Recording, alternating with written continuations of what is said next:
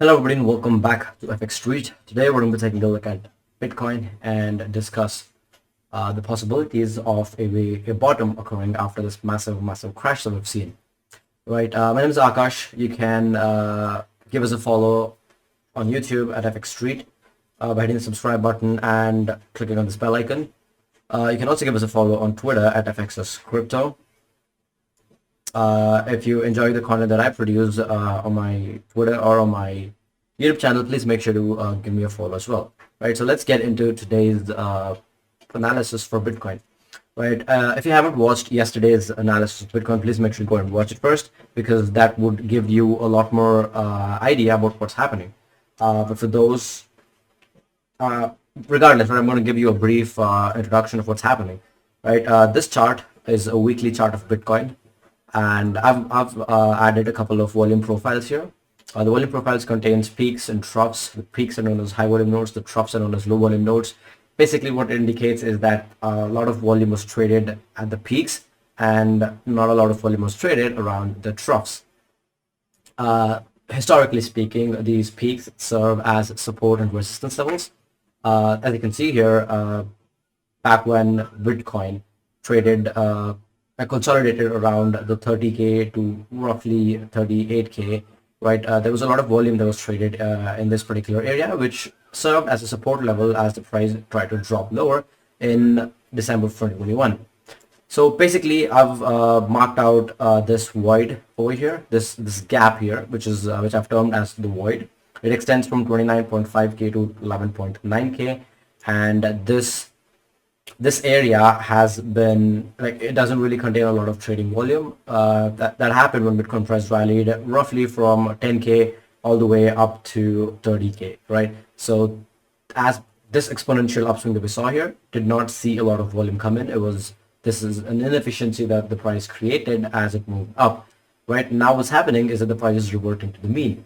In yesterday's video, I discussed that this void is eventually going to get filled, and we were somewhere around here when that happened. And since then, the price has crashed approximately 17%, and also dug into this buy zone that I marked here, extending from 18k to 22k. Right. That said, I also discussed about the importance of 200 weekly moving average and how price has behaved relative to this 200 weekly moving average. And the 2018 low was formed around the 200 weekly moving average. The same can be said for the 2020 COVID crash. And now we're seeing something similar happen here, right? But considering the way the market is positioned right now and the way different ecosystems are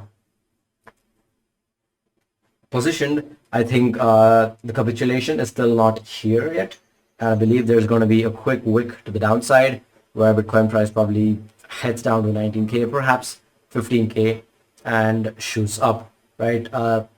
Technically speaking, the price should come all the way down to 11.8k, but we could prematurely stop and reverse around 13.5, 14k.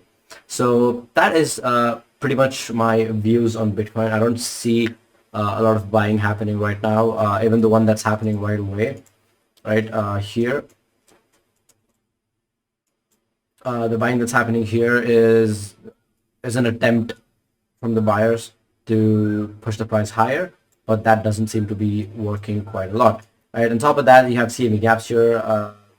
When we discussed Bitcoin yesterday, the price was somewhere around the CME gap, and since then the price has already filled the CME gap up here, and now we're left with this gap here extending from 19k to 18k, which is present inside this buy zone that I've marked here, right? So to conclude, right, I do not see Bitcoin price rallying up anytime soon.